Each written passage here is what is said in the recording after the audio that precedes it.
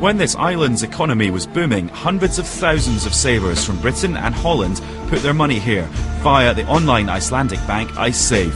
When it collapsed, the British and Dutch governments took the hit to guarantee the deposits.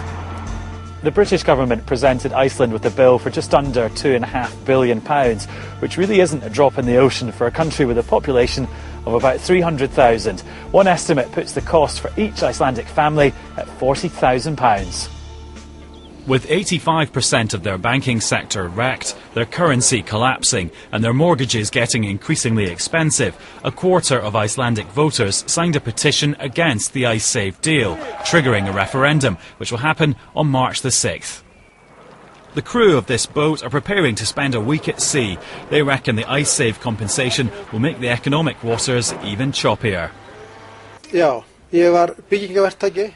I used to run my own building company, but I had to shut it down. Luckily, I had 20 years' experience as a fisherman, so when I saw a job on this boat, I grabbed it. The rates on loans have gone up so much that I could lose everything I own, my house, everything.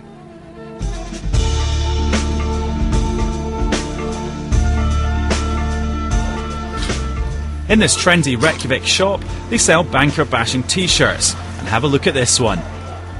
Icelanders are also angry with Gordon Brown, who used anti-terror legislation to freeze Icelandic assets in the UK. For this businessman, the terms of the Icesave deal, 5.5% interest a year for the 15 years it'll take to pay the money back, leaves a sour taste. Of course we want to stand up to our obligations, of course. That has never been an issue. But the issue is, again, what are the consequences? And of course, the whole system is to blame, not the 300,000 people of Iceland. So it looks like the government will probably lose. The country's finance minister would rather avoid the referendum altogether. If we have a referendum, if it becomes a no vote, there is no solution. We are back to God knows how, where, sea, and with a lot of uncertainty, both in economical and political terms. A fresh deal might have led to the referendum being called off, but new negotiations between Britain and Iceland don't seem to be going anywhere. So the Icelandic government's hopes of getting out of this mess are rapidly evaporating.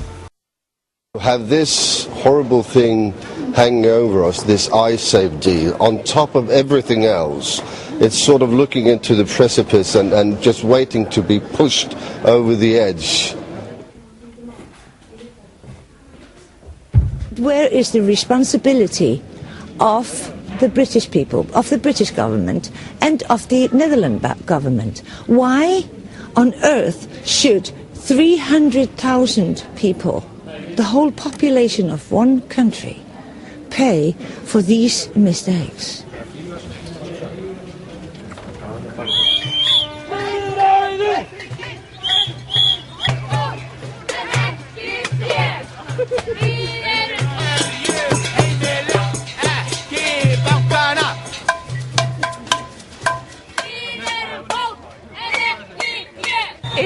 It's not fair. It's really not fair what's happening, and I think people should realize that and stop doing this thing. And we will have to figure out a way, maybe through the court system, but this is not fair to the Icelandic people. This is not, in any way direct against Dutch or English taxpayers. But the unfairness is the weight of the burden that falls on the average Icelandic home. $16,000, and this is completely outrageous. I said no.